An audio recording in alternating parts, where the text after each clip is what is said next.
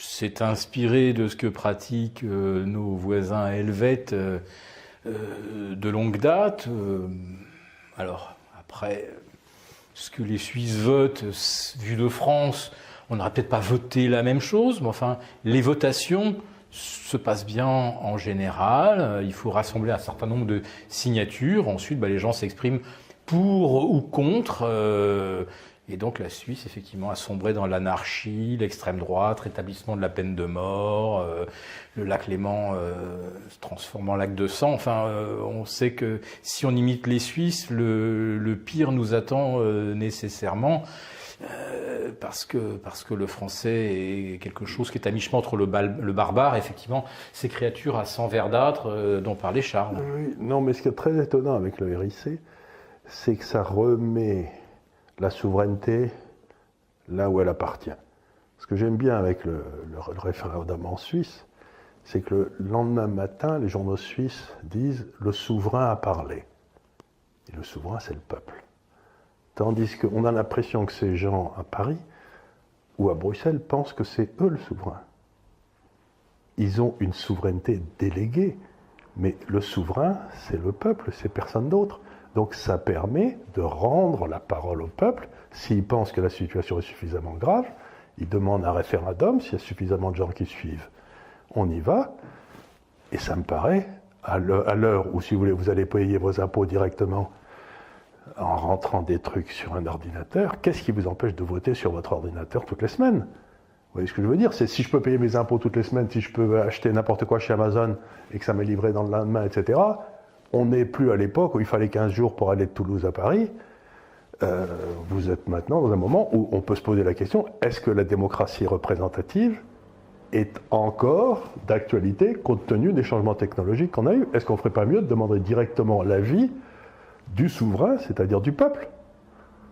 Ça me semblerait, moi, pas plus bête qu'autre chose. Ah, mais le peuple, il faut énormément s'en méfier, parce que quand on écoute le discours de nos élites avec un Z,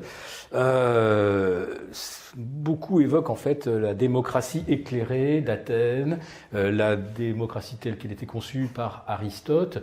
Et vous savez comment on appelait les gars qui votaient pas? En Athènes, comme c'est là, c'était les idiotes.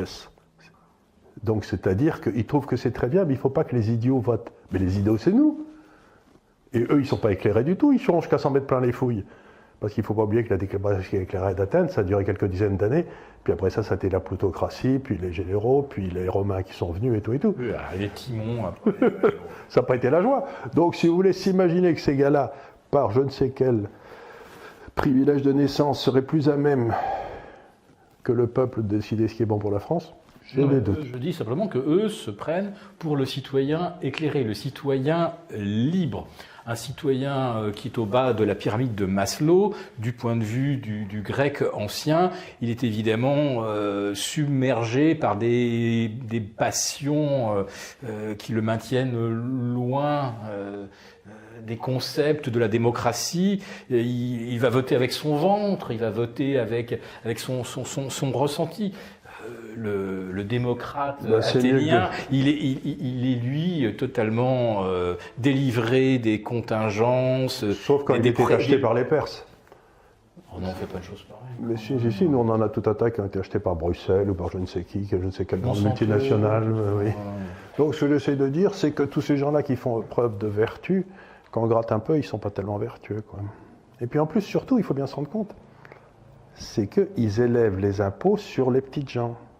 Parce que, comme disait Mark Twain, il faut imposer les pauvres, il y en a beaucoup plus quand même. Et donc, ce qui se passe, c'est que ces petits gens, à cause de l'analyse que j'ai faite au début, ils vivent tous dans des endroits où il n'y a pas de transport en commun, parce que ça fait des décennies qu'on ne fait plus d'investissement là-bas, quoi. Il n'y a pas de transport en commun, on ferme les hôpitaux, on ferme tout. Bon. Donc ces gars-là, si vous augmentez le prix de l'énergie, qu'est-ce qui se passe? Ils ne peuvent plus prendre leur voiture parce qu'ils ne peuvent plus se la payer. Ça devient des serfs, c'est-à-dire qu'ils sont assignés à résidence. Vous savez, c'est comme s'ils avaient commis un crime, ils ne peuvent plus sortir de chez eux. Mais c'est très bien si vous ne pouvez pas aller au match de rugby, c'est un peu triste. Mais si vous avez une mère qui a l'Alzheimer et des petits-enfants dont il faut aller s'occuper le mercredi après-midi, vous devenez enragé. Donc ce qui est très curieux chez les Gilets jaunes, c'est qu'il y a plein de femmes.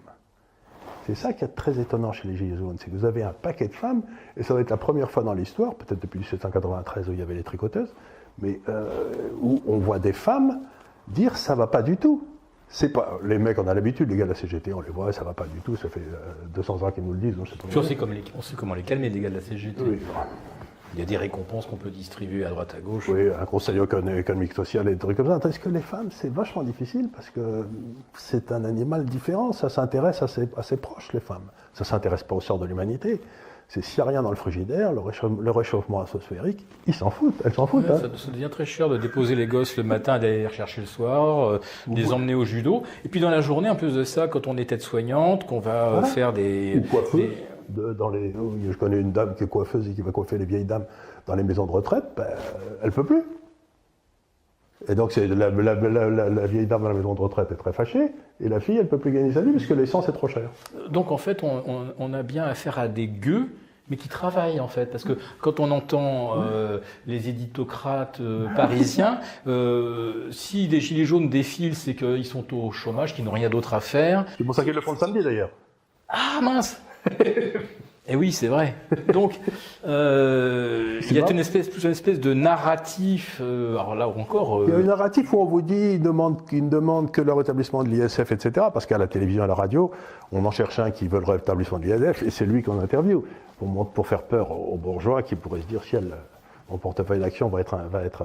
Donc, ce qu'il faut dire aussi sur les Gilets jaunes, qui me paraît tout à fait extraordinaire, c'est que non seulement il y a des femmes, mais en plus ils tapent sur les journalistes. C'est nouveau, ça. Si vous voulez, ça prouve à quel point on a ça en France, aux États-Unis, on l'a pas en France. Les deux professions les plus méprisées aux États-Unis, tout en bas, c'est membres du Parlement américain, vous savez, la Chambre des représentants et du Sénat, il y a à peu près 13% des gens qui ont une opinion favorable, et juste au-dessus, à 16%, il y a les journalistes, et puis au-dessus, il y a les prostituées. Vous voyez, c'est pour vous dire que les journalistes sont arrivés à un niveau de défaveur, de décadence morale, de manque de crédibilité, qui est insensé. Je veux dire, moi je suis journaliste, j'aurais honte